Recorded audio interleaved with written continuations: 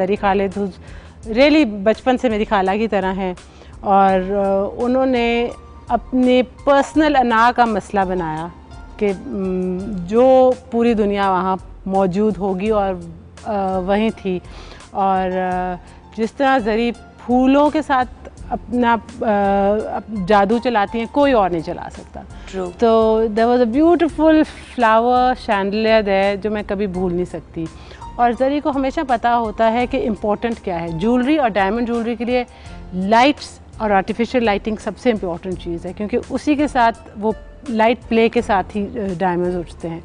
तो अगर आपका इवेंट मैनेजर आपको, आपके प्रोडक्ट को और आपकी नीड्स को अंडरस्टैंड करे, उससे ज़्यादा कोई बेहतर चीज़ नहीं हो सकती। विद यू ऑल्सो आप समझाती है ना कि आपको चाहिए क्या। हाँ। आप वो वाली नहीं है ना जिन्होंने इवेंट कराना है और आप घूम के कह रही हैं हाँ बस कर दीजिएगा, कलर थीम को ब्लू एंड ग्रीन रखिएगा। नहीं, वी बहुत अंडरस्टैंड ईच अदर। हमारे में रैपो है, लेकिन बहुत ज़्यादा ट्रस्ट है। मुझे पता है कि जरी हमेशा मेरे इंटरेस्ट को सबसे अपने सामने इम्पोर्टेंट रखेगी और मेरे लिए काम करेगी। मैं कोई ट्रस्ट इशू नहीं है और वो इस तरह इवेंट करेगी जिस तरह वो अपनी बेटी का इवेंट या अपना इवेंट कर रही है। तो क्योंकि मैं पाकिस्तान में नहीं थी, मैं इवेंट के 2 दिन पहले यहाँ आई, हर चीज़ ग्राउंड वर्क उन्होंने कर ली थी और मेरी तसल्ली पूरी उनके साथ ही थी। तो इट्स वेरी इंपॉर्टेंट कि आपकी टीम इन प्लेस हो।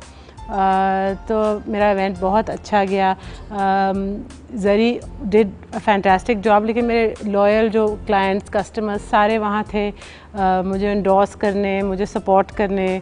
बहुत खुशी का दिन था। और लॉन्च के बाद ही मेरी शॉप खुली और उसके 2 हफ्ते बाद जुगन आई वाज सोल्ड आउट माशाल्लाह, and I had to restock the whole shop. तो इसलिए मुझे खुद नहीं पता था मेरे पाकिस्तान के इतने चक्कर लगेंगे। जब सब स्टॉक ख़त्म हो जाता था तो फिर मुझे फिर से रीस्टॉकिंग के लिए I had to keep coming. चलिए शुक्र है आपने अपना स्टोर तो खोला। बट इधर एक बड़ी इम्पोर्टेंट बात मैंने आपसे पूछनी है कि बहुत से लोग कहते हैं कि because you are Salman Taseer's daughter and Yasmeen Sehgal's daughter, तो आपको बड़ी सपोर्ट मिली है अपने करियर में। ग्रांटेड सपोर्ट मिली है, बट प्रेशर नहीं लगता कि बहुत ज़्यादा है कि 2 parents, you know, Salman Taseer being who he is and then both parents who are successful in their own right, उनको जब आपके ऊपर प्रेशर नहीं था कि you must be extremely successful and must do brilliantly well, एक प्रेशर भी तो होता है। How did you sort of handle that? अच्छा, मुझे उनकी तरफ से प्रेशर नहीं मिला, मुझे यही था क्योंकि माय पेरेंट्स ने जो मुझे ब्रिंग अप किया है, जो भी मुझे प्रेशर लगता था वो मुझे अपनी तरफ से था सक्सीड करने का और जो भी काम करना है वो अच्छी तरह करने का। आई एम ग्रेटफुल कि मेरे किस तरह के पेरेंट्स हैं और मुझे मेरी तरबियत किस तरह हुई है।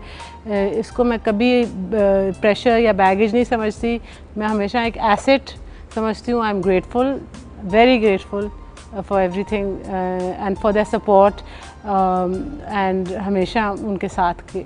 Well, it's quite evident that your whole family is extremely proud of you, and your whole family wears only your jewelry, which is kind of yes, सारे very very है। ये I think मेरा प्रेशर उन पे है ज़्यादा।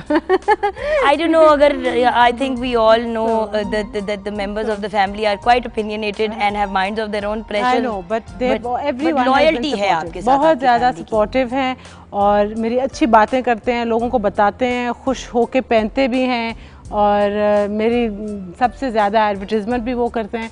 Everyone wears my jewellery, shows it off, talks about it, they are my unpaid models.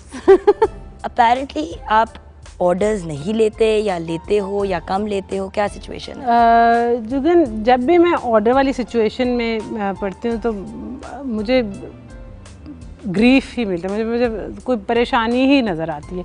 किसी का मैंने ये कहा था या मेरे इस तरह का नहीं बना या ये तो मैंने नहीं कहा, तो मैंने उस एस्पेक्ट को काफ़ी हद तक एलिमिनेट कर दिया है। जब मेरी शॉप भरी हुई है और उसमें हर किस्म की खूबसूरत चीज़ पड़ी है बनी हुई, तो आप उसमें से चूज़ कर लें और अगर आपको नहीं पसंद आ रहा तो और भी ज्वेलर्स हैं, आप वहाँ से चूज़ कर लें। आप रिपीट कितनी करते हो ज्वेलरी? बिकॉज ये बड़ी बात होती है कि बहुत कम।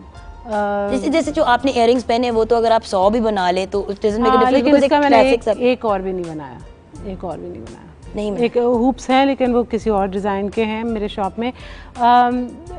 2-3 सेट्स हैं जिनके मैंने 2 या 3 कॉपीज़ बनाई हैं, लेकिन मैं हाथ में गिन सकती हूँ कि कितनी पीसेस को मैंने रिपीट किया है। अनदर थिंग जुगन इस इंडस्ट्री में आप रियलाइज़ नहीं करते कि प्राइवेसी क्लाइंट्स की रखना और क्लाइंट्स की बातों को या किसने क्या लिया और कितना स्पेंड किया, ये हमारी एक पॉलिसी है जो इवन सेल्स गर्ल तक कि कौन आया और किसने क्या लिया और किसने कितना स्पेंड किया, ये हम बिल्कुल कॉन्फिडेंशियल रखते हैं।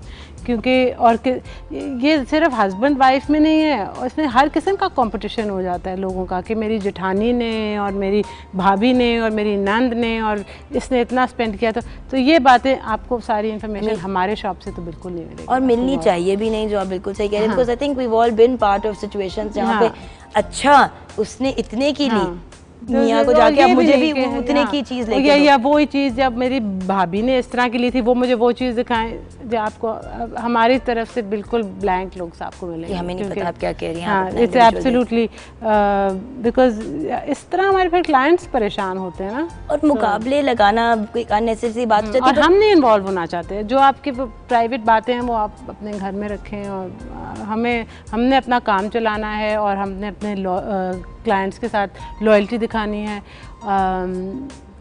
इन बातों में हम बहुत केयरफुल होते हैं। इधर अब ये सवाल उठता है कि बहुत से लोग होते हैं जिनके पास पुराने पीसेस होते हैं। फॉर एग्जांपल किसी ने कोई गोल्ड का सेट था, उसका गोल्ड आधा यूटिलाइज कर लिया कहीं और उसके 2-3 पीसेस यूनिक थे। तो अगर किसी के पास ऐसी चीज़ें हैं वो क्या करे? वो अगर आपके पास लेके आता है तो आपका क्या तरीका होगा उनके साथ डील करने का?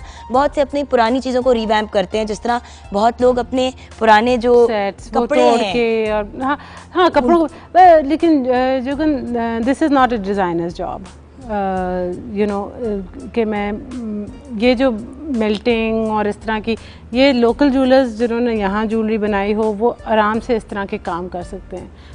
मेरी सारी ज्वेलरी वहाँ क्रिएट होती है और मैं अपनी प्राइसेस लो इसलिए रख सकती हूँ क्योंकि मैं इकोनॉमीज़ ऑफ स्केल, और मैं लोगों की पर्सनलाइज्ड ज्वेलरी को चेंज करना, इसमें वो प्राइस बहुत ऊंची चली जाएगी, इसलिए मैं इसको अवॉइड करती हूँ। अभी तक बहुत खुशी खुशी सब चल रहा है, तो फिर मैं जिस चीज़ से सबसे ज़्यादा प्रॉब्लम्स हो रही हूँ फिर मैं उसको क्यों लेके आऊँ?